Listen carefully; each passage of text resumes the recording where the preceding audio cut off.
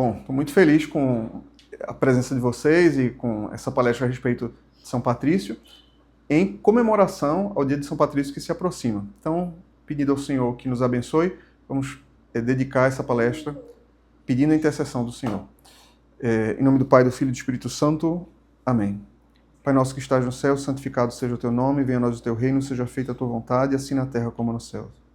O pão nosso de cada dia nos dai hoje, perdoai as nossas dívidas, assim como nós perdoamos aos nossos devedores. E não nos deixes cair em tentação, mas livra-nos do mal. Pois teu é o reino, o poder e a glória para sempre. Amém. Santa Maria de Walsingham, São Patrício, em nome do Pai, do Filho e do Espírito Santo. Amém.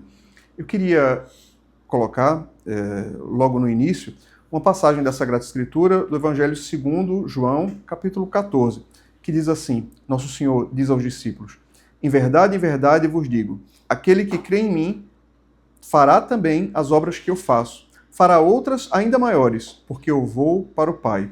Tudo o que pedirdes em meu nome, eu farei, para que o Pai seja glorificado no Filho. Se me pedirdes alguma coisa, em meu nome, eu farei. Essa passagem da Sagrada Escritura me lembra muito o que a gente vai tratar hoje aqui sobre a vida de São Patrício, como alguém que teve, de fato, uma vida apostólica. Antes de tudo, queria falar sobre as fontes, porque não adianta eu trazer um monte de informação, falar um monte de coisa e você não saber onde conferir, onde buscar. Então, a respeito de São Patrício, da vida dele, eu queria falar das fontes primárias que basearam essa palestra e também das fontes secundárias. As fontes primárias são os escritos do próprio São Patrício.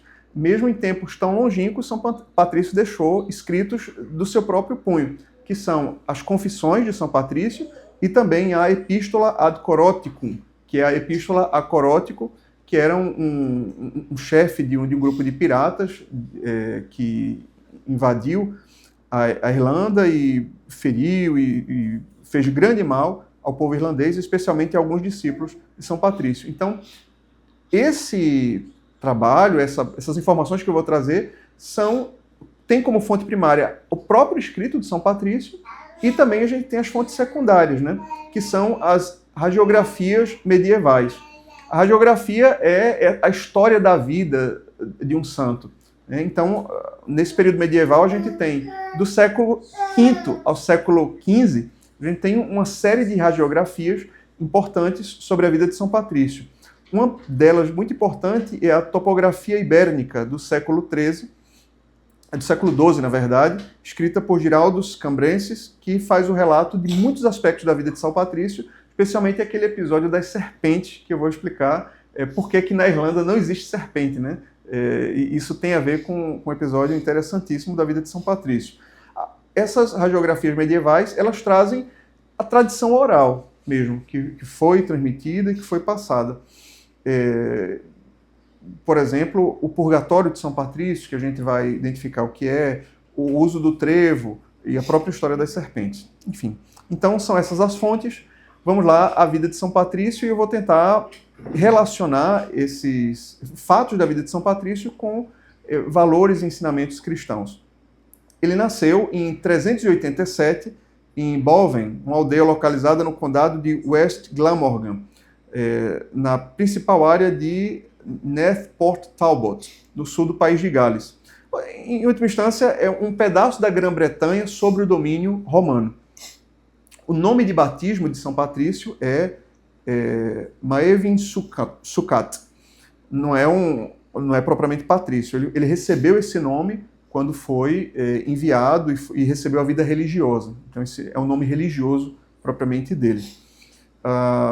Ele é filho de Calpurnius, um diácono e também oficial do Império Romano.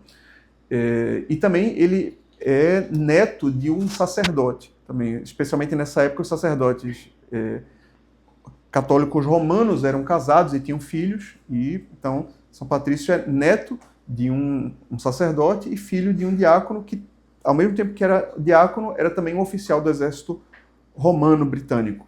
Bom, ele teve uma vida, ele mesmo conta que ele teve uma formação cristã, nasceu num lar cristão, recebeu valores cristãos, mas não era uma pessoa muito assim convertida. Embora tivesse nascido no seio de uma família de excelentes valores, não era alguém com experiências pessoais a respeito da fé e do relacionamento com o nosso Senhor Jesus Cristo.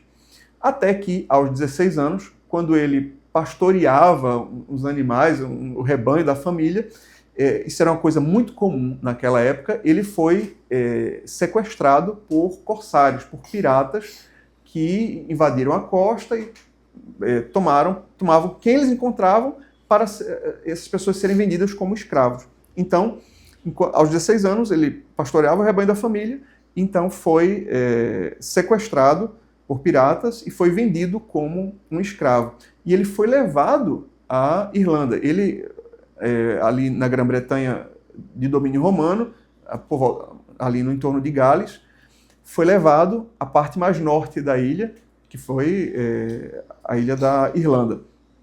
E ali serviu como um escravo. Então a gente para pensar a vida de um jovem de 16 anos completamente livre, de formação, de família cristã, de boa família, assim, de boas condições, que tinha o pleno exercício de sua liberdade, agora é levado e vai ter uma vida de escravo. A gente lembra um pouco a história da vida de São José do Egito, né? Tem uma relação da vida de São Patrício com a vida de São José do Egito, porque São José do Egito, enquanto um jovem livre foi levado como escravo para ser o libertador do seu próprio povo, São Patrício, enquanto jovem livre, é levado como escravo para ser o libertador espiritual do povo que o escravizou, né, que são os irlandeses. Ele foi levado ao norte da Irlanda e ali trabalhou como escravo, e ele conta no seu livro de Confissões que ele trabalhou muito pastoreando ovelhas.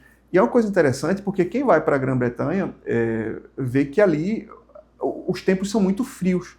E ele relata no seu livro de Confissões que ele passou no tempo da escravidão, ele passou por uma experiência de conversão. Ele se aproximou mais de Deus no meio da dor e de tudo isso que ele passou. Ele conta que ele passava noites pastoreando os rebanhos inteiras em oração, orando, e quando ele via, o dia amanhecia. E ele nem sentia, a devoção dele era tão grande que ele conta que ele nem sentia o frio da noite mesmo. Então, aquilo que seria fruto, aquilo que seria provavelmente motivo de muita revolta, de dizer, poxa, eu sou um homem livre, agora eu estou escravo, para São Patrício foi um caminho de conversão. E é isso que acontece muito na vida dos santos. O sofrimento se torna um instrumento de conversão quando essa vida é entregue na mão de Deus. Como diz São Paulo, né? Todas as coisas cooperam para o bem daqueles que amam a Deus. Então, o grande sofrimento, a privação da liberdade, ele não era um funcionário da época da Revolução Industrial, ele era um escravo. A vida dele pertencia ao seu senhor. Ele trabalhava de forma extenuante pela comida, basicamente isso. E mesmo assim, ele encontrou nesse grande sofrimento, nessa grande privação, ele encontrou um caminho de conversão que ele mesmo conta no livro de Confissões, vale muito a pena vocês lerem, que ele não teria essa conversão se não fosse ter sido vendido como escravo.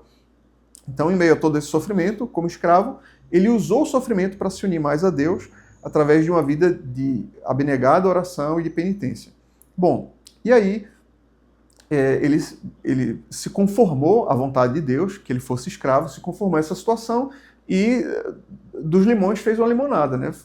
Procurou viver da melhor forma possível. Acontece que Deus tinha outros planos para ele. E aí, de forma mística, essa conversão dele é uma coisa interessante. Ele conta que antes dos 16 anos não tinha nada de vida mística. Era um cristão batizado, formado, mas nada de vida mística que pudesse demonstrar uma união íntima com Cristo, de modo a que se produzisse sinais e prodígios. Não. Mas exatamente neste tempo de sofrimento, a alma dele se uniu de tal modo ao nosso Salvador Jesus Cristo, que ele passou a ter experiências místicas típicas dos santos, ao ponto de que Deus, tendo um plano muito grande na vida dele, Deus apareceu para ele em sonho e disse que ele deveria ser liberto e que ele deveria sair, ele deveria fugir. E que Deus tinha preparado um navio para ele, para que ele pudesse fugir e voltar para casa. Então, em obediência àquela visão, aquele sonho, ele obedece à voz de Deus, ele foge, empreende fuga, e isso era uma coisa arriscadíssima, né? Porque um escravo que foge era punido com a morte. E ele foge, ele encontra o navio exatamente onde Deus em sonho havia indicado para ele, e ele, como é que agora ele vai entrar nessa tripulação, né? Não se pode, no navio não se deixa entrar um estranho, ainda mais um escravo fugitivo na tripulação. Mas ele conta verdadeiramente o que aconteceu, e os responsáveis por aquele navio deixam ele embarcar e ele segue de volta para casa. Então ele passou, aos 16 anos foi escravizado e passou muitos anos na condição de escravo. Se eu não estou enganado, passou 6 anos como escravo. E depois, ele saiu um jovem e voltou um homem feito, né, para sua casa. Quando ele retorna, ele decide abraçar a vida religiosa, porque a experiência de conversão dele foi muito profunda. Então, o caminho para a vida religiosa ali era entrar no mosteiro. E ele foi encaminhado para a França, para o mosteiro de Arles, e ali ele iniciou a sua vida religiosa. Acontece que ele passou 12 anos vivendo no mosteiro. Acontece que nesse seu caminho de formação, o próprio Deus, de alguma forma que a gente não entende, ele não conta os detalhes, mas ele conta que o próprio Deus o inclinou para que ele, por amor ao povo irlandês, que ele voltasse para a Irlanda, a terra onde ele tinha sido escravo, para ali ser um missionário e levar a mensagem de salvação para eles. E ele, então, conclui o período de formação e é enviado já bispo e missionário para as terras da Irlanda. Aí é quando ele recebe o nome de Patricius, né? Ele recebeu o nome religioso ali. Antes ele era o senhor Sucot. E aí, como é que acontece? Eu queria falar com vocês como é que acontece esse caminho missionário aqui dele. E eu queria pontuar algumas coisas importantíssimas sobre os sinais da providência divina nessa obra missionária dele. Uma das palavras importantes da Sagrada Escritura que diz o seguinte: os sinais hão de acompanhar aqueles que creem, né? Tomarão veneno e não lhes fará mal, pisarão em serpentes, enfrentarão perigos. E esse texto que foi lido logo no início dessa palestra, Nosso Senhor diz, né? Aquele que, em meu nome, vocês vão fazer obras maiores do que aquelas que eu fiz. E eu queria mencionar alguns pontos importantes sobre os sinais da providência divina nessa jornada missionária de São Patrício entre os irlandeses. Mas aqui eu abro um parêntese e partilho com vocês uma nota pastoral. Vocês sabem que Juliano e eu sofremos acho que vai fazer um ano, né? Vai fazer um ano. 8 meses. Há 8 meses atrás nós sofremos um assalto em casa. A gente teve a nossa casa invadida, 4 homens encapuzados, bem armados e tudo. E foi um terror. Graças a Deus a gente está vivo e tudo. Mas a gente ficou, sei lá, algumas horas só em poder dos sequestradores. E eu confesso que minha alma, longe de ser a alma de um homem santo, meu coração, longe de ser o coração de um homem que ama Deus acima de todas as coisas, ainda com pecados para vencer, temperamentos e tantas coisas, eu confesso que muitas vezes eu me via assim, às vezes eu ficava assim, depois que tudo passou, e eu me via assaltado por pensamentos de ódio contra esses bandidos que invadiram minha casa, causaram um prejuízo enorme. Aí eu fico pensando o seguinte: eu fiquei cativo por algumas horas na mão de bandidos. São Patrício passou anos na condição de escravo. Ele era um homem livre e ele foi levado enquanto escravo e ele foi privado. Eu fui privado de alguns bens só. Alguns eu recuperei, outros não, mas São Patrício foi privado da sua liberdade. E ali, você vê que uma palavra, né, o amor de Cristo nos constrange. Porque São Patrício, cheio do amor de Deus, decidiu voltar àquele povo que lhe fez tanto mal, ao povo que lhe tirou a liberdade, ao povo que lhe escravizou. Ele decidiu voltar para levar aquele povo a verdadeira liberdade que é o conhecimento de Deus. E é uma coisa interessante, porque a Irlanda, tem um ponto importante, uma nota histórica importante. A Irlanda não foi conquistada pelo Império Romano. Nem a Irlanda, nem a parte norte da Grã-Bretanha, da Inglaterra. Ela não foi. Porque eram povos muito bárbaros. E na medida em que o Império Romano não chega a religião, não chegam os missionários. E São Patrício vai para aquele território, aquele povo completamente hostil mesmo. E ali, movido pelo fervor missionário, pelo amor por aquelas almas, ele experimenta sinais prodigiosos da providência divina. Bom, a primeira coisa é que ali, entre os pagãos irlandeses, existiam os druidas, que eram uma espécie de religiosos, de sacerdotes, feiticeiros, que tinham uma religião própria com características muito bem definidas, meio panteístas e politeístas também. E ele enfrentou por muitas vezes embates com sacerdotes druidas, que muitas vezes tentaram contra a vida dele, mas a providência divina não permitiu que ele morresse.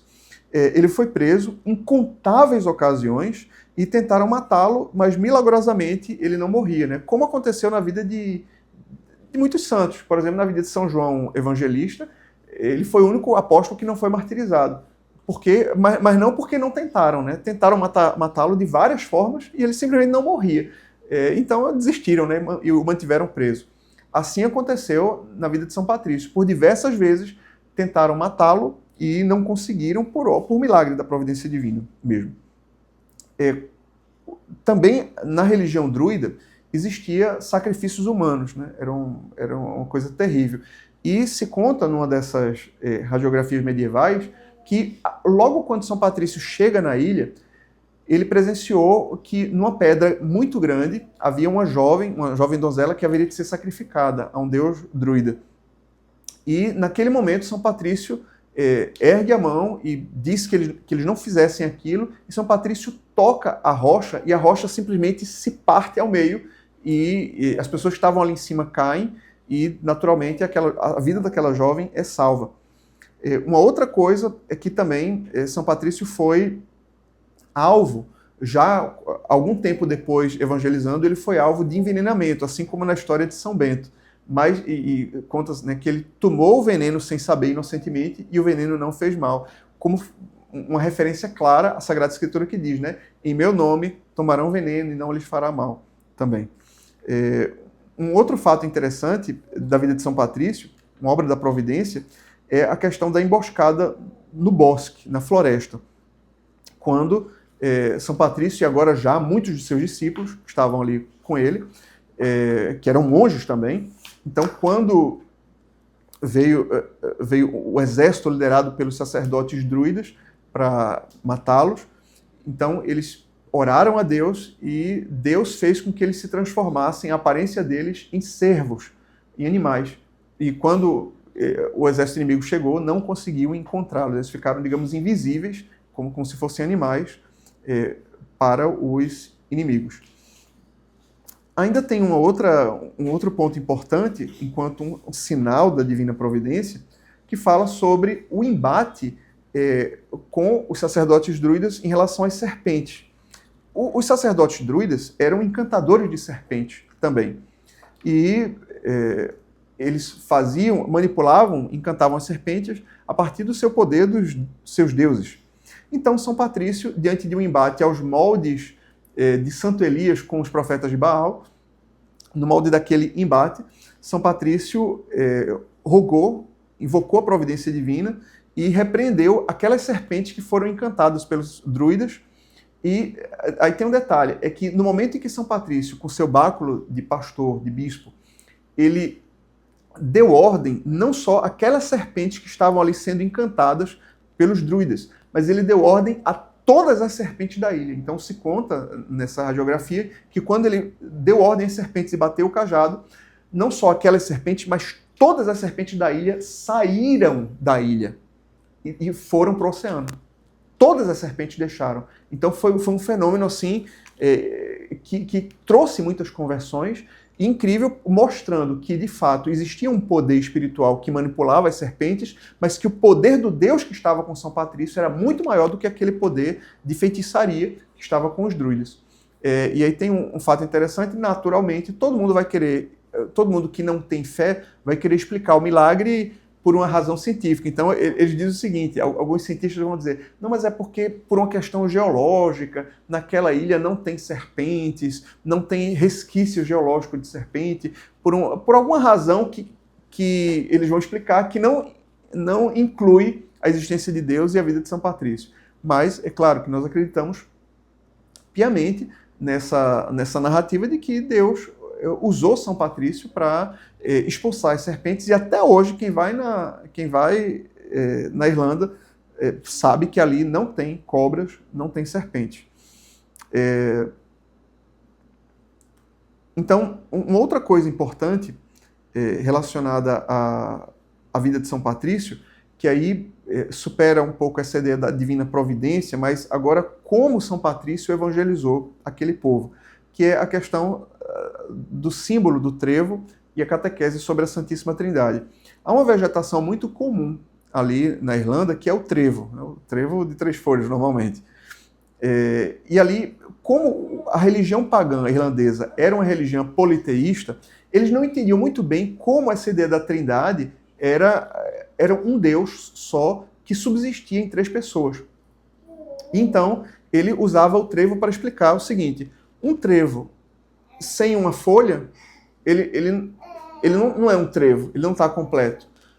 Então, assim como a divindade, sem a manifestação a subsistência das 3 pessoas, não é o Deus verdadeiro. Então, o Deus verdadeiro subsiste nas 3 pessoas. E aqui tem um ponto que eu acho interessante sobre o modo de catequese de São Patrício, que ele, a exemplo de nosso Salvador Jesus Cristo, porque Nosso Senhor Jesus Cristo, quando falava das coisas do reino de Deus, ele não falava de mitologias, ele falava de coisas do cotidiano mesmo. Era uma espécie de catequese realista, de coisas da vida comum mesmo. Nosso Senhor, quando falava parábolas, ele não contava parábolas com unicórnio, com seres monstruosos, com mitologias, para exercitar a imaginação das pessoas.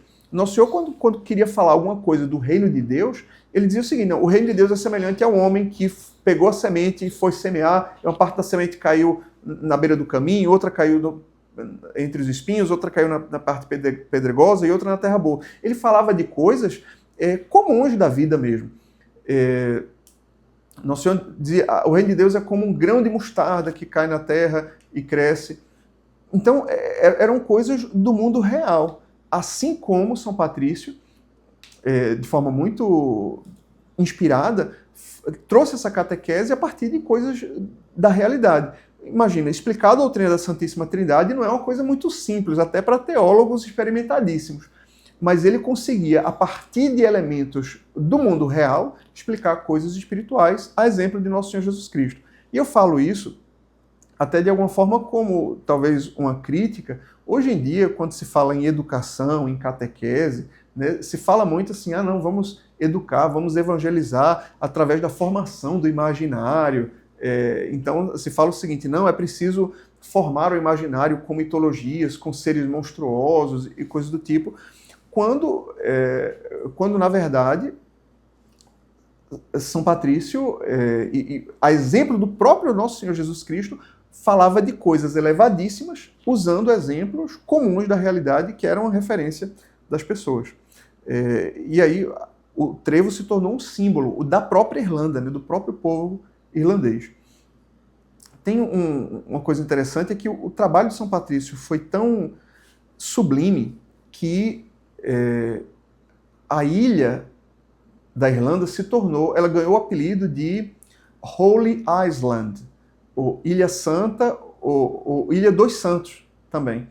Porque os discípulos de São Patrício, seguindo o seu modelo de santidade de vida, a graça de Deus ali, a obra de Deus ali foi tão grande que os próprios discípulos de São Patrício se tornaram santos também.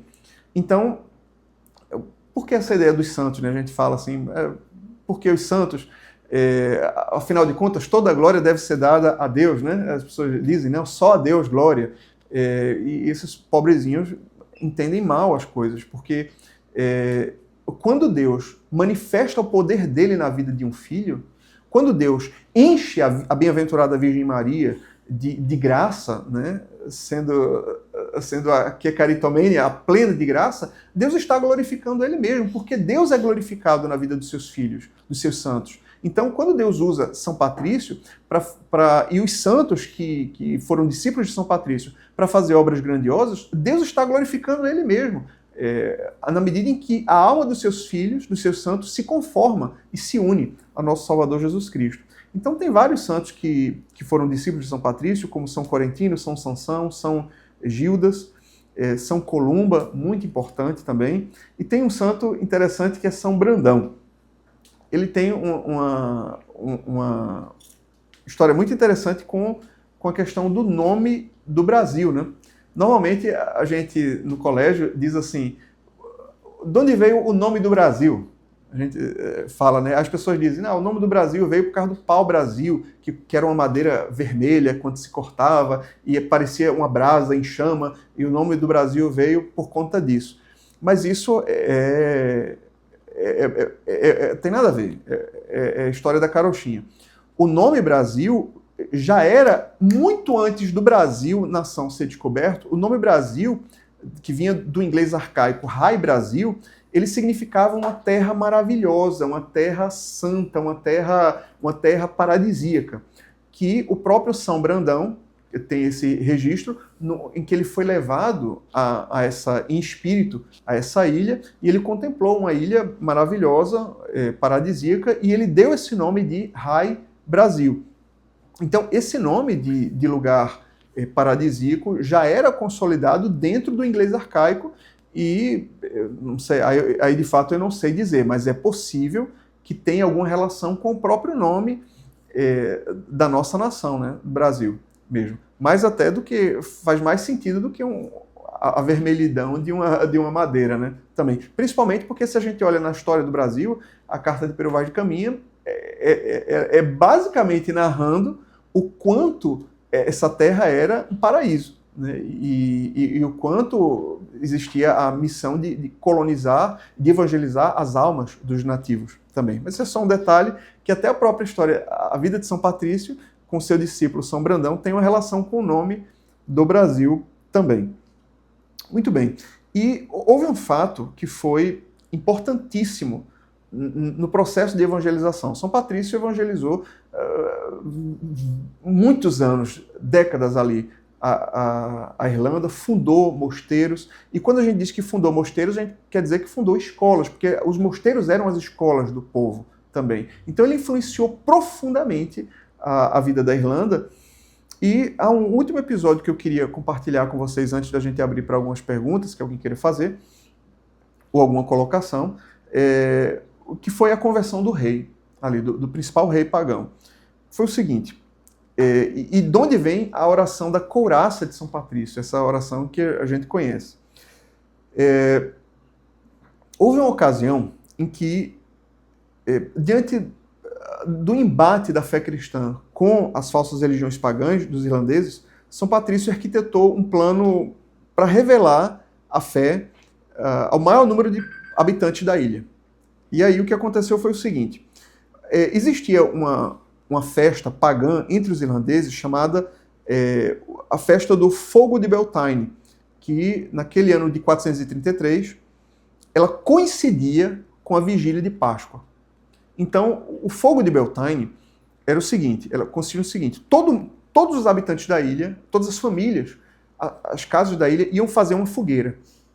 E essa fogueira teria um fogo sagrado, mas o primeiro fogo que poderia ser aceso era o fogo do rei.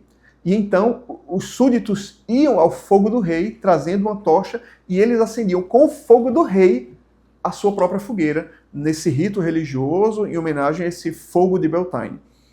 E acontece que coincidiu precisamente que a data dessa festividade coincidia com a vigília de Páscoa. E o que acontece com a vigília de Páscoa? O fogo da Páscoa é aceso. O círio pascal é consagrado na vigília de Páscoa e ele é aceso. Isso já era uma realidade. Veja só, o que a igreja faz, né? Eu estou falando do ano 433, já existia entre os cristãos o costume de acender o fogo do círio pascal na vigília, no sábado de Aleluia, na vigília de Páscoa. Então, você vê que as coisas que a gente faz, quando a gente resgata, por exemplo, no anglicanismo tradicional, quando a gente resgata certas práticas litúrgicas, elas não são uma invenção da nossa cabeça, mas elas são aquilo que o povo de Deus preservou ao longo dos séculos. Mas isso é só um detalhe. Então, ele fez esse plano. A vigília pascal coincidiu com a festa do fogo sagrado de Beltane, então eu vou fazer uma fogueira também. Só que o que acontece é que ele procurou o lugar mais alto que ele podia da ilha e, entendam, todas as pessoas que acendessem o seu fogo que antes do rei, isso era uma coisa punida com a morte. Não, era uma coisa terrível, era uma profanação daquele ritual religioso pagão. E aí o que foi que São Patrício faz? Quando o dia começa a cair, ele vai e no lugar mais alto que ele pôde da ilha, ele acende a fogueira dele. Então todo mundo toma um susto e diz, meu Deus, quem foi o louco que fez isso? E o rei, quando viu que alguém tinha acendido aquele fogo, ele ficou furioso e mandou os soldados para matar essa pessoa e para apagar aquele fogo. E aí o que aconteceu? Os soldados, por mais que tentassem, jogassem água, aquele fogo não se apagava. E eles tentaram matar São Patrício e não conseguiram matá-lo. São Patrício não morria. À medida que ele era furado, o corpo dele, o metal não passava, não adentrava o corpo dele, passava como se ele estivesse transparente. E aí ele simplesmente não morria e o fogo não apagava. E aí o que é que os soldados fizeram? Eles se prostraram. Aí eles foram para o rei e disseram ao rei, o fogo não apaga e ele não morre. E aí, então, depois daquele episódio, de fato, o rei se converteu à fé cristã. E quando o rei se converte à fé cristã, as portas se abrem para que toda a ilha pudesse experimentar essa conversão. E então, quando o rei se converte, então São Patrício escreve a couraça, a lorica, a couraça de São Patrício, e ele dá de presente ao rei convertido essa oração de proteção, que é essa couraça que vocês conhecem. Por muitos anos, São Patrício viveu, evangelizou, batizou, cristianizou aquele povo. Por fim, São Patrício morreu na cidade de Down, na Irlanda, né, em 17 de março de 461. Então, 17 de março é a data que se comemora a festa de São Patrício, justamente porque foi o dia do seu nascimento para a eternidade, de que ele morreu. Os restos mortais de São Patrício estão espalhados em algumas igrejas. A principal igreja é a Catedral de Downpatrick. A cidade de Down recebeu depois o nome de Downpatrick, e ali na catedral existem os restos mortais de São Patrício, e em alguns outros lugares também estão suas relíquias, tanto as relíquias do seu corpo, quanto, por exemplo, tem o sino de São Patrício, né? São Patrício tocava o sininho, chamando as pessoas para a celebração, e também há relatos que quando São Patrício tocava esse sino, pessoas endemoniadas ficavam libertas e até pessoas enfermas ficavam curadas também. Esse sino existe, hoje está guardado no museu, não numa igreja exatamente, mas está ali no museu, e suas relíquias estão espalhadas pelo mundo. E ele deixou como presente essa oração, que é a couraça de São Patrício, que é uma bênção. Tem uma bênção baseada nessa couraça de São Patrício, que a gente utiliza corriqueiramente aqui ao final das nossas celebrações.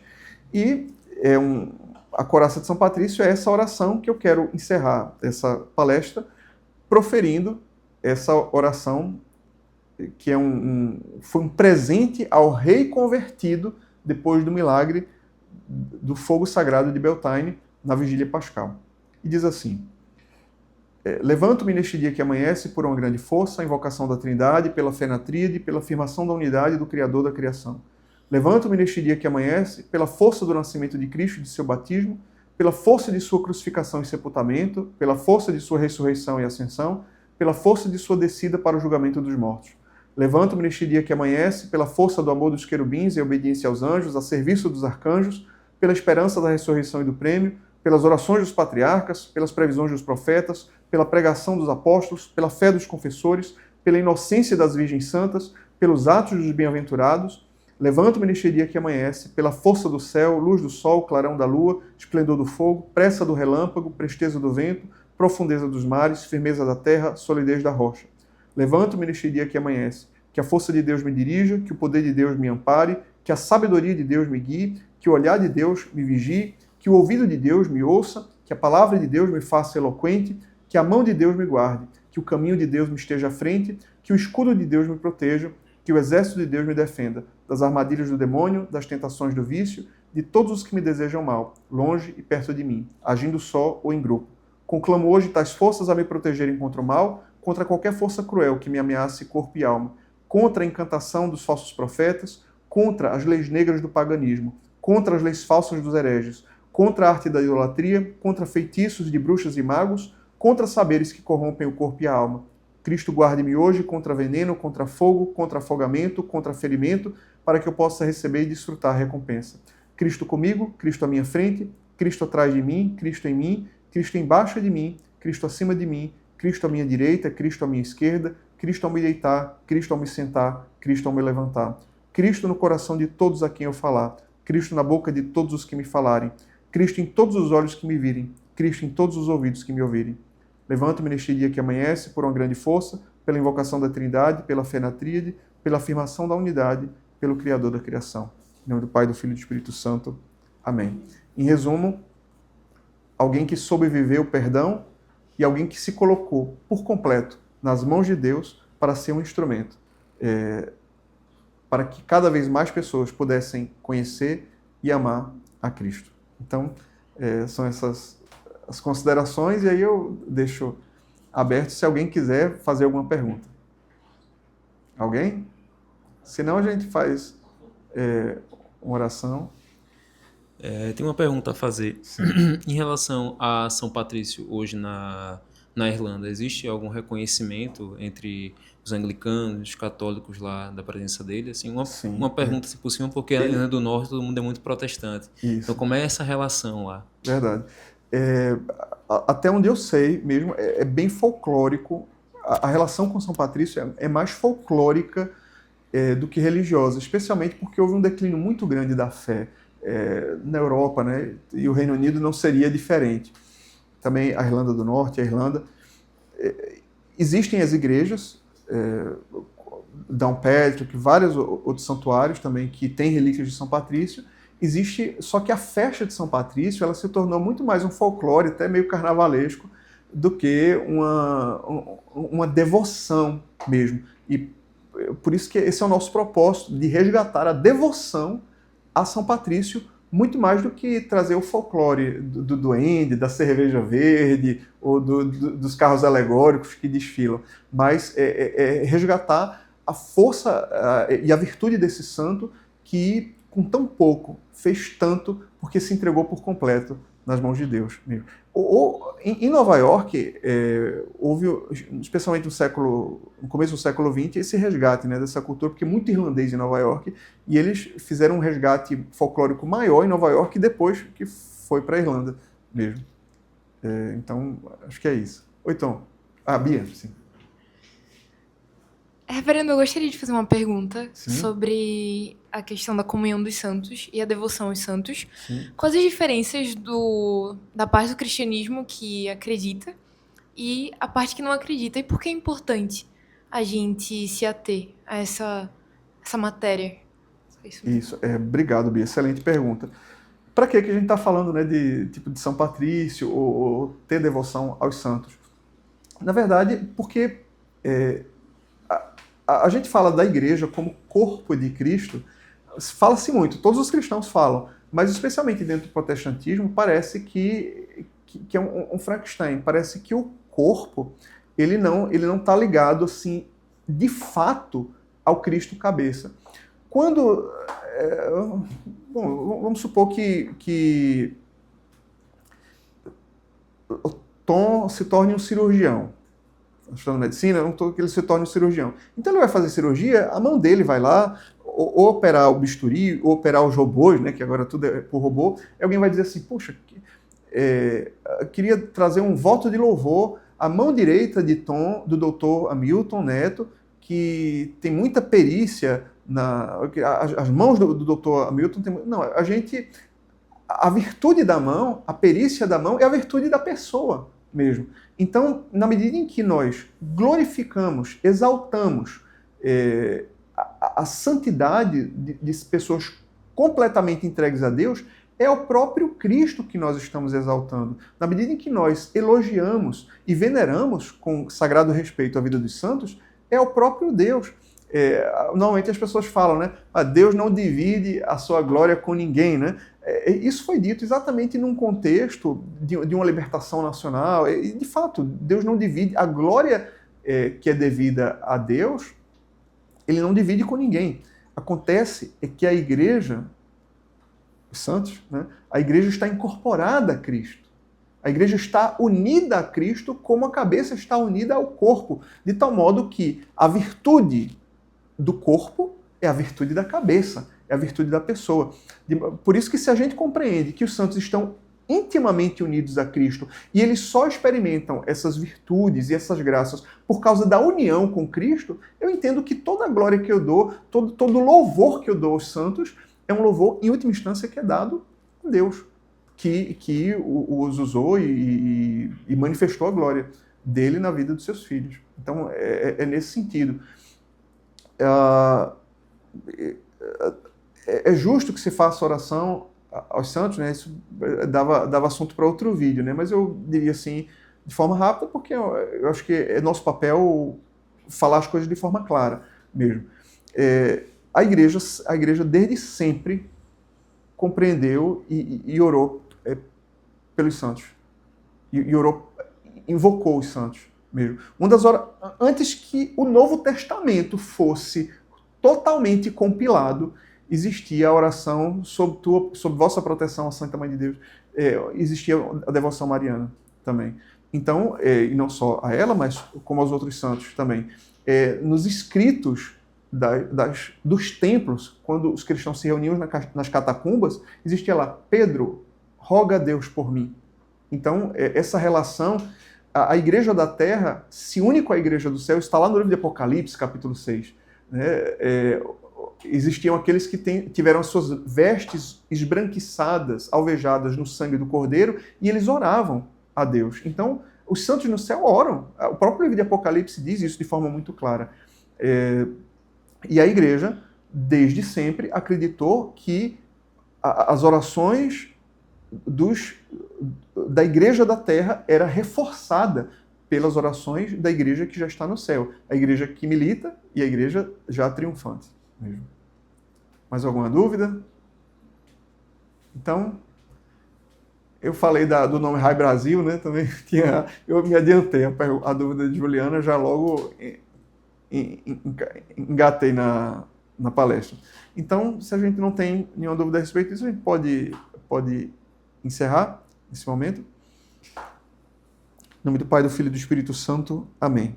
Senhor, nós te louvamos por esse momento e, ao meditar a vida de São Patrício e o quanto sua vida foi luminosa, nós reconhecemos que ele não tem luz própria. Nós reconhecemos que a luz dos santos, a luz dos teus filhos, é a luz que vem de Cristo, é a luz que vem de ti. Dá-nos a graça, bom Senhor, de como São Patrício e todos os santos, de tal modo nos unir e nos conformar à tua vontade, que a tua luz venha ser resplandecente nas nossas almas, na nossa vida e em cada uma de nossas ações. Assim nós oramos, em nome do Pai, do Filho e do Espírito Santo. Amém. São Patrício, rogai por nós.